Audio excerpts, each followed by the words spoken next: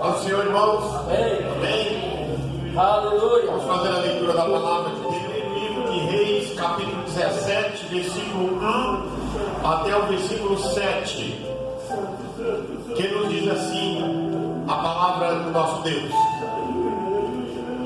Ora, Elias, da cidade de Tisbe, em Gileade, disse a Acabe: juro pelo nome do Senhor, o Deus de Israel, a quem sirvo, que não cairá orvalho nem chuva nos anos seguintes, exceto mediante a minha palavra.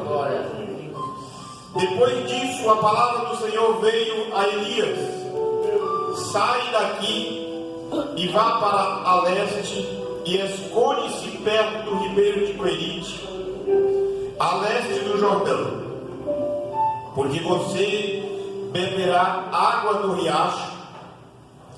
E dei ordem aos corvos para alimentarem lá. E Elias fez o que o Senhor tinha dito. Foi para o riacho de Querite, a leste do Jordão, e lá ficou. Os corvos lhe traziam pão e carne de manhã e de tarde, e ele bebia água do riacho. Algum tempo depois, o riacho secou-se por falta de chuva. Amém? Oremos. Querido Deus, amado Pai, Deus Santo, Criador dos céus e da terra, nós te louvamos, meu Deus, bendizemos e te adoramos, ó Pai. A ti, ó Deus, toda a honra, toda a glória e todo o louvor. Aleluia. E nesta oportunidade, meu Deus, estou diante da tua santa palavra. E eu peço, meu Deus, que tu venhas falar com cada um de nós desta manhã, Senhor. Aleluia. Ó Deus, abençoa a tua igreja, abençoa o teu povo, em nome de Jesus Cristo. E que nada impeça, meu Deus, a nossa comunhão contigo. Que nada impeça, meu Deus, a nossa adoração a ti, Senhor, nesta manhã. Abençoa a tua igreja, abençoa o teu povo. Em nome de Jesus oramos. Amém. E graças a Deus. Podemos aceitar bem, meus amados irmãos e irmãs. Nós vamos, nesta manhã de sábado, conversar um pouco, olhando para este texto da palavra de Deus e trazendo para a nossa mensagem o seguinte tema: um lugar seguro. Amém? Irmãos, nós estamos diante de um texto um tanto quanto assim estranho. A mensagem traz para nós algumas reflexões, e diante de um momento em que o profeta Elias aparece na história de Israel, em que ele sai da sua pequena cidade, sua pequena vila, e ele encontra com o rei de Israel por nome Acabe.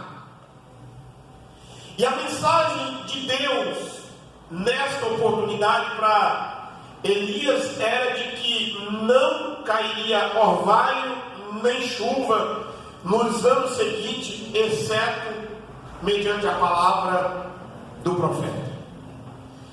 Irmãos, Israel vivia tempos de crise moral, tempos de crise espiritual. O reinado, o rei, a nação tinha se afundado na idolatria de uma forma tão terrível. E mediante a essas circunstâncias em que estavam vivendo, aquele que planta alguma coisa espera colher. E neste caso, irmãos, escassez, miséria, era o que eles estavam colhendo por desobediência, por infidelidade, por não cumprir e não obedecer aos mandamentos do Senhor. Podia ser um rei que estivesse no trono, se levasse o povo a desobedecer a Deus, a desobedecer ao Deus verdadeiro, as consequências da sua escolha viriam. As consequências da sua desobediência estavam chegando. E Acabe, como nós sabemos, irmãos, foi o pior rei de Israel. Foi um dos piores, ou o pior rei de Israel, depois de tanta coisa horrível que ele praticou, influenciada pela rainha Jezabel e por todos que estavam à sua volta. Ele, Acabe, é o símbolo de um homem apóstata, que se apostata da fé, o símbolo daquele que se desvia a verdade, apesar de conhecer a verdade. Ele não hesita em fazer concessão para a idolatria, ele não hesita em fazer concessão para o erro e para o pecado. Ele lhe buscava de todas as formas vantagens de qualquer natureza para se manter no reino, para se manter no trono.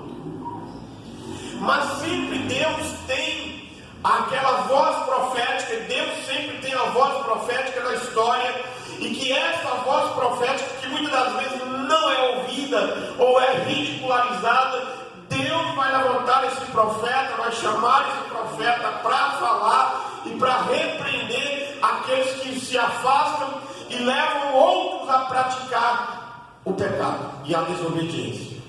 E Elias, que tem o seu nome que significa Jeová é Deus ou Javé é Deus, ele encontra-se com este rei, e Elias tornou-se para Acabe e para sua mulher Jezabel o pior pesadelo. Podemos pensar da seguinte forma, irmãos: Elias aparece para Acabe e fala para ele tudo aquilo que errado ele estava fazendo, e Elias fala para Acabe: a mão de Deus vai ser pesada sobre Israel, e uma das formas de Deus agir é que não vai chover nos anos seguintes, exceto mediante a minha palavra. Glória a Deus. Glória a Deus. E Acabe, irmãos, Jezabel, podemos pensar da seguinte forma: para onde eles olhavam, a figura de Elias estava. Eles deitavam na cama para dormir de noite, olhavam para a porta do seu quarto, Elias estava lá. Era um pesadelo na vida deles. Por quê? Porque Elias coloca o dedo na ferida de Acabe, Elias coloca o dedo na ferida de Jezabel e fala: a mão de Deus vai pesar sobre a nação por causa da sua desobediência. E este texto mostra para nós, irmãos, o foco da narrativa do combate entre a verdade e a mentira. O Senhor Deus é Deus, Elias fala isso no capítulo 18, e que não há outro além dele, e que aqueles que desobedecem a sua palavra vai ter que cumprir ou vai ter que prestar conta diante dele. Mas uma pergunta para nós nesta manhã é: por que Elias, neste contexto, diante de tudo que está acontecendo, ele vai encontrar um lugar seguro? E onde que será este lugar seguro? O lugar seguro, irmãos, no texto da palavra de Deus é obedecer à vontade, aos mandamentos e à ordem do Senhor. É no centro da vontade de Deus. E o texto diz para nós, irmãos, que Elias faz conforme a palavra de Deus. O texto no versículo 1 começa dizendo para nós que Elias vai dizer que não vai chover, não vai cair orvalho, segundo a sua palavra. Mas Deus, no versículo 2, diz para ele: ó, sai e vai. Sai daqui e vá para leste.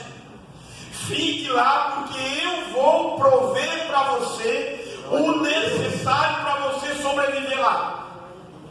Porque Elias tinha falado, como eu disse, que o Deus dos céus e da terra é o Deus que controla tudo.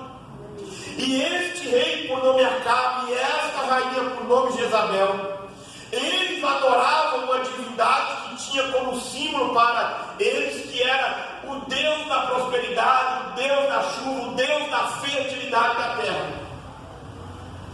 E Elias vai botar o dedo nesta idolatria. Não tem outro Deus que controla a chuva, que controla a natureza, a não ser o Deus que criou. Ele diz: nem escuta, nem orvalho e nem chuva cairá nestes anos. Irmãos, aqui é diferente. Presta atenção numa coisa nesse texto. Aqui é diferente de José no Egito. José, como vocês sabem a história, ele vai para o Egito, para a terra ímpia, pagã. O rei lá, Faraó, é pagão, idólatra. Mas Deus aparece para aqui no Egito. Deus aparece para Faraó no sonho. Deus fala para Faraó, Deus manda lá no sonho dele: 7 vacas gordas, 7 vacas magras, 7 espigas férteis grandes e 7 mirradas. E Faraó fica preocupado com o significado. Aí Deus fala para José: você vai lá e vai dar a interpretação para ele. Os 2 sonhos é a mesma coisa. 7 anos de fartura e 7 anos de fome. Primeiro Deus fala com o rei, e depois Deus revela para o seu servo. Aqui não, que Deus fala através do profeta: não vai chover por estes anos seguintes. Esta profecia, irmão, coloca diante do povo de Israel a idolatria, a crença num Deus supersticioso, num Deus pagão, que eles tinham e acreditavam que controlava o clima, e que evidencia quem é que controla. O profeta obedece à ordem de Deus. Aleluia. E a ordem divina não era se esconder.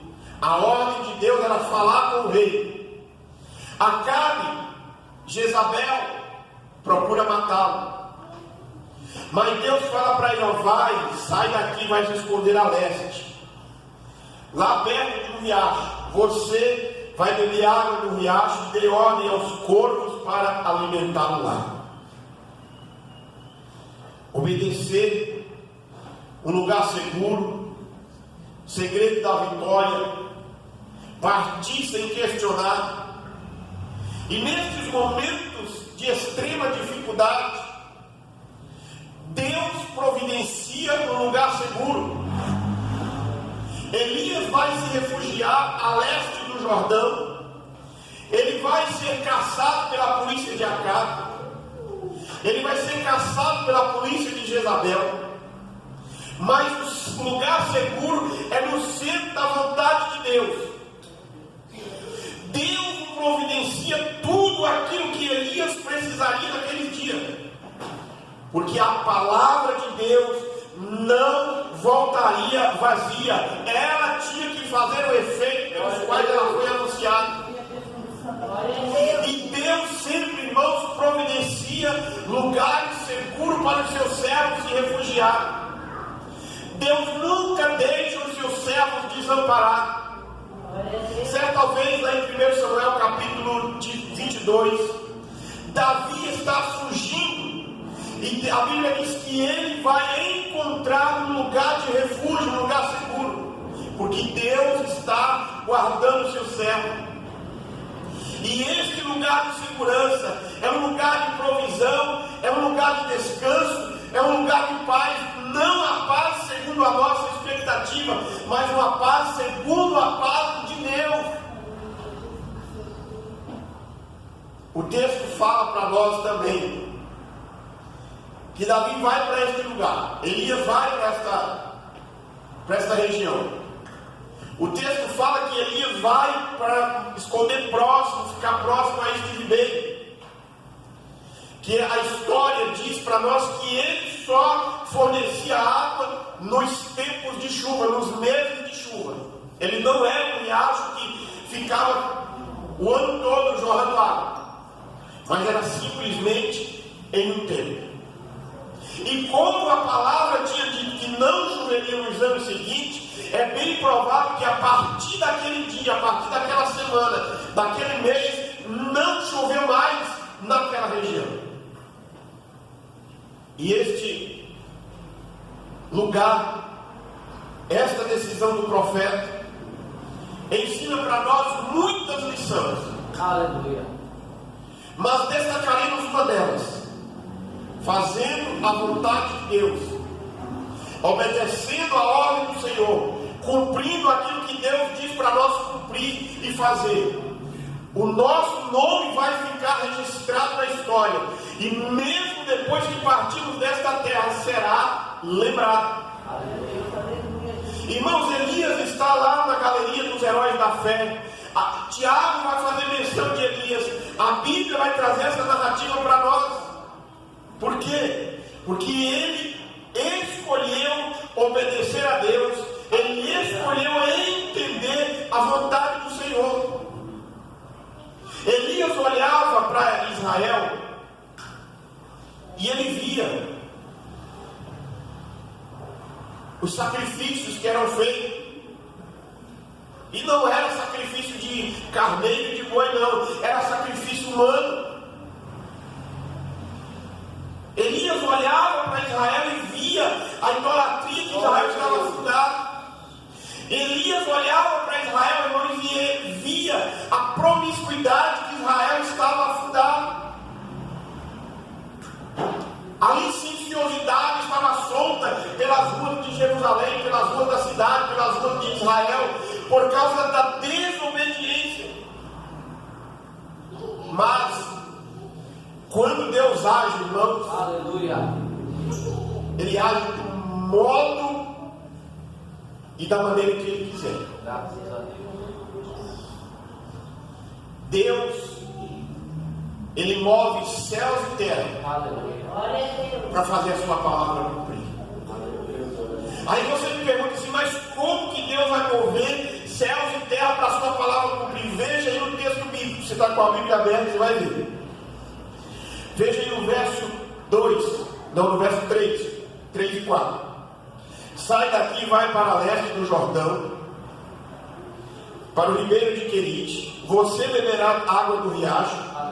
E ele diz no final do verso 4: e dei ordem aos corvos para alimentarem lá. Aleluia. Glória a Deus. Com pão e carne. Todo dia. Enquanto você estiver lá, Elias, os corvos vai lá te levar comigo. Aí você pergunta, mas por que Deus vai mover céus e terra para a sua palavra cumprir do jeito que Ele quer e do modo que Ele quer? Esta ave, para os israelitas da época, é um animal que come carne já no estado de putrefação, carniça. Para Israel, olhando para este animal, era símbolo de maldição.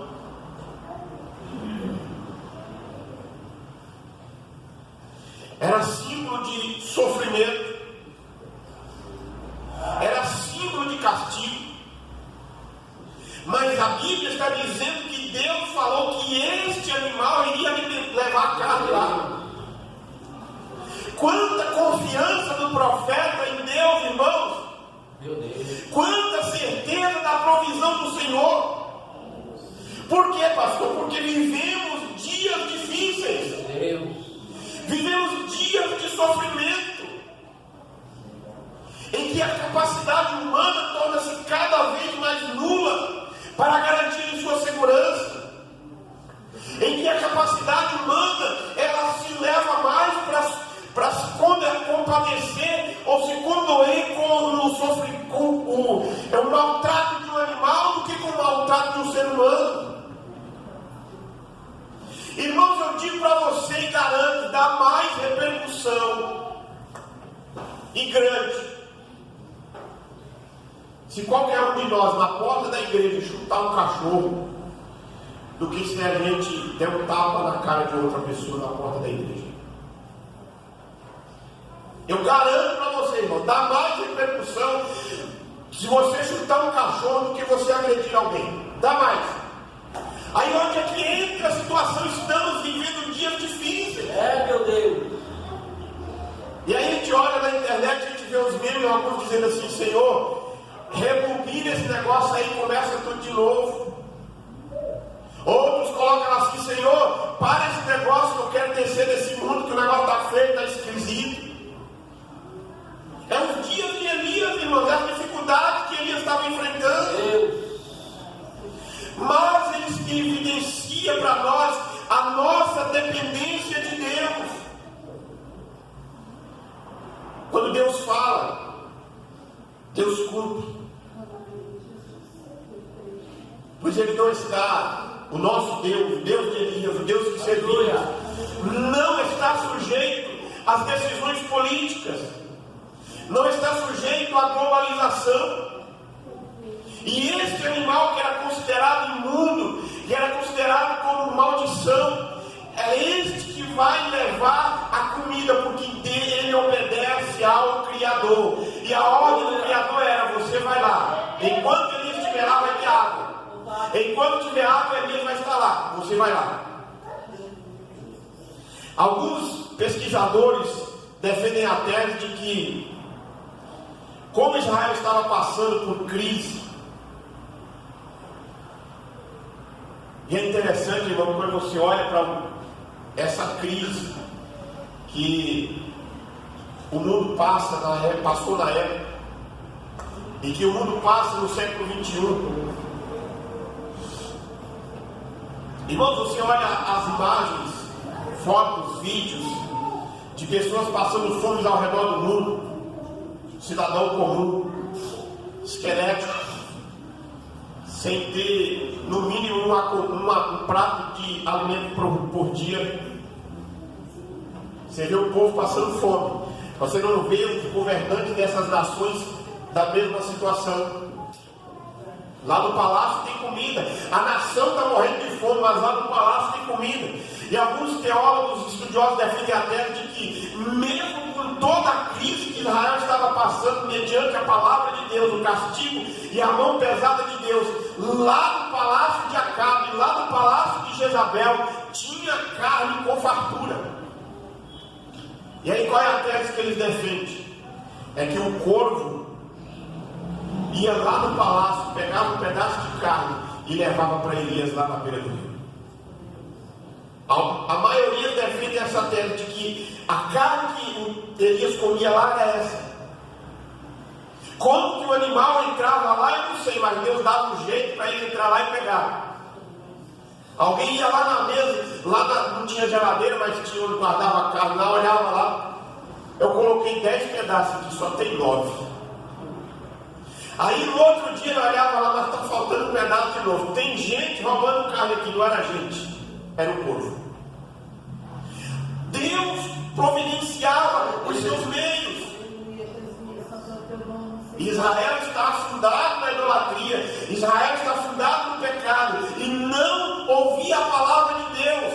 Irmãos, o mundo está afundado no pecado, o mundo está afundado na idolatria, é más notícia para todos os lados. E o povo, a palavra está sendo dita, e o povo não está ouvindo a palavra de Deus.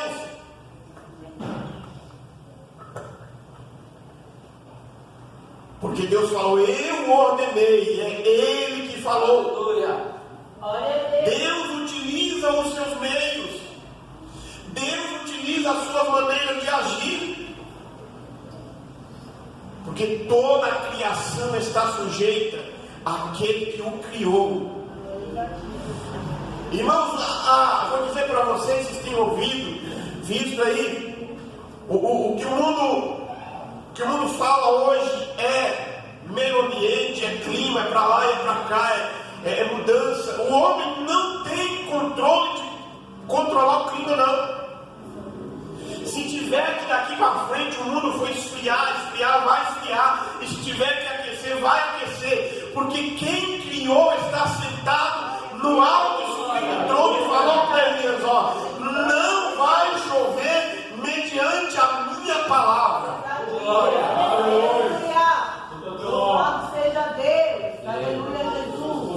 o Deus que Elias serviu e o Deus que nós servimos, irmãos, Glória a Deus. presta atenção, Ele faz o sol parar, Ele prolonga o dia claro para que a guerra seja vencida. O Deus que nós servimos, irmãos, que nos convida a fazer parte e esconder nele, Ele faz a jumenta falar e ver o anjo lá que o homem não teve capacidade de ver. O Deus que Elias está servindo e que falou para ele é o Deus que falou para Moisés: ó, fala para o povo marchar. Aí Moisés: Senhor, mas o mar está na frente, toca na água que ela vai se abrir. Aleluia. É o Deus que Moisés falou: Senhor, o povo está com fome. Deus disse: amanhã sempre tem comida. O meu povo que falou para Moisés: estamos com sede. Deus falou: toca na rocha que ela vai sair água. A lição deste episódio, Aleluia. está no fato de que, seja qual for o meio, Deus sempre há de prover o sustento para os seus servos. Nunca devemos, irmãos, desconfiar do cuidado de Deus. Nunca. Abra a tua Bíblia aí. Atos capítulo 28. Aleluia. Esse capítulo tem, tá? Me mandaram uma vez ler Atos 29. E aí a irmã falou assim: ele conhece a Bíblia. Atos capítulo 28, verso 2. Os habitantes da ilha mostraram extraordinária bondade para conosco. Fizeram a fogueira e receberam bem a todos, pois estava chovendo e fazia frio. Paulo ajuntou algum monte de graveto quando os colocava no fogo. Uma víbora o prendeu na mão. Quando os habitantes daquela ilha viram a cobra agarrada na mão de Paulo, disse: certamente esse homem é assassino, pois tendo escapado do mar, a justiça não lhe permite viver. Mas Paulo, sacudindo a cobra no fogo, não sofreu mal nenhum. Eles, porém, esperavam que ele começasse a inchar e caísse morto. Mas tendo esperado por muito tempo e vendo que nada lhe sucedia, mudaram de ideia e passaram a dizer: ele é um Deus. Este fato acontece na ilha de Pátios, na ilha de Malta, melhor dizendo, desculpa, na ilha de Malta. E a notícia, a fama deste povo era de um povo mau. E o texto diz para nós, no verso 2, que destacamos que eles o receberam com extrema bondade. O povo era mau, mas não recebeu, fez com que eles recebessem com bondade.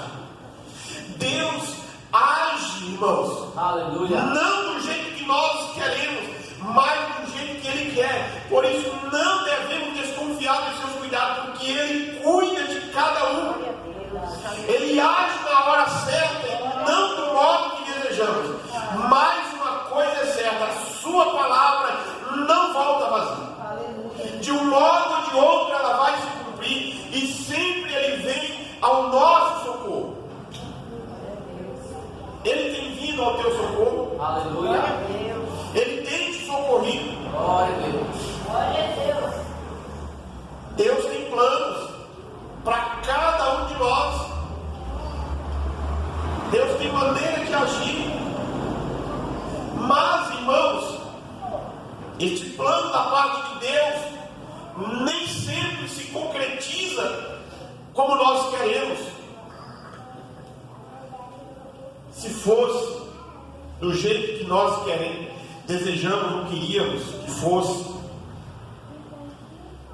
Deus não realizaria. Ó, você sabe o que vai acontecer com você amanhã?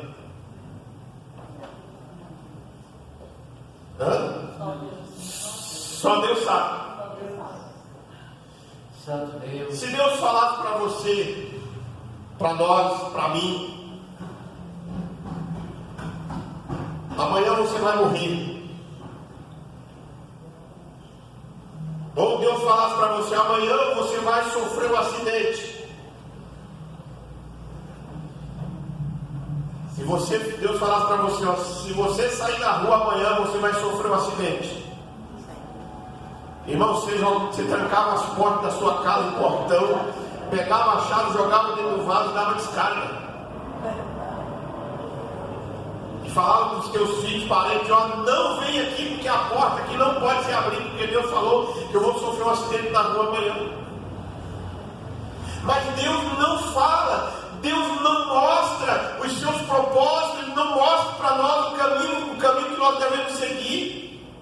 Por quê? Porque senão nós iríamos agir como tolo. Deus falou aqui para Elias, ó, aqui Deus falou para ele o que iria acontecer. Mas Deus não falou para ele que a água do rio ia acabar. Deus fala para ele, ó, você vai para lá, você vai beber água do rio, e eu vou mandar o corvo levar comida para você. Mas aí no verso 7, o que o texto diz? Algum tempo depois o riacho secou por falta de chuva. Aleluia. Então a palavra do Senhor veio a Elias e disse, vai imediatamente para a cidade de Sarepta. Aqui já entra outra história. Mas Deus não falou para Elias que o rio ia secar. Deus, irmão, não falou para José que ele ia ser governador do Egito. Deus mostra para ele lá em sonho, 2 vezes, lá ainda na casa do pai. Ele passa por todas as circunstâncias do sofrimento. Se Deus tivesse falado para José assim, ainda com 12, 13 anos, ali, adolescente, porque ele é vendido com 17, Deus fala para ele, ó, você vai ser rei, você vai ser governador do Egito. Só, José, que para você chegar ao Egito, a ser governador do Egito, você vai ser odiado pelos seus irmãos, você vai ser jogado no poço lá pelos seus irmãos. Ó, José, para você chegar no Egito, você vai ser vendido para uma caravana de ismaelitas. Essa caravana de ismaelitas vai te chegar arrastando no Egito, vai te vender para Faraó, você vai ter que trabalhar lá no Egito. Ó, José, você vai ser tentado pela mulher de Faraó, você vai ser preso, você vai ficar um tempo na prisão. Você vai interpretar um sonho lá na prisão, José, mas depois aquele que foi beneficiado com a interpretação do seu sonho vai sair de lá e vai esquecer de você. Aí Deus vai dizer ainda mais para dizer, ó, e aí quando o Faraó estiver lá sofrendo lá com os sonhos dele, você vai ser tirado de lá e você vai interpretar o sonho para Faraó. Aí depois é que Faraó vai colocar você como governador do Egito. Imagine se Deus dá esse relato tudo para José quando ele tinha 12 anos de idade. O que José ia dizer? Eu não quero isso para mim não, Senhor. Deixa eu aqui da minha casa aqui. Deixa eu aqui cuidando aqui, lavando os pés do meu pai, buscando água, cuidando das ovelhas do meu pai. Deixa eu aqui, Senhor, esse negócio de passar por este caminho espinhoso para chegar lá. Não, eu não quero isso, Senhor. Essa seria a resposta de José. Mas Deus não mostrou nada disso para ele. E não mostra para nós. Houve muita fome, houve muita crise no tempo de Elias. Mas Deus não depende de nada para cuidar dos seus servos. Porque é Ele que controla Aleluia. o espaço. É Ele que controla o tempo. Aleluia. É Ele que controla a natureza. Deus não falou tudo que iria acontecer com Elias e que vai acontecer conosco. Deus não falou para José que ele iria passar por tudo isso para ser governador do Egito. Veja outro exemplo.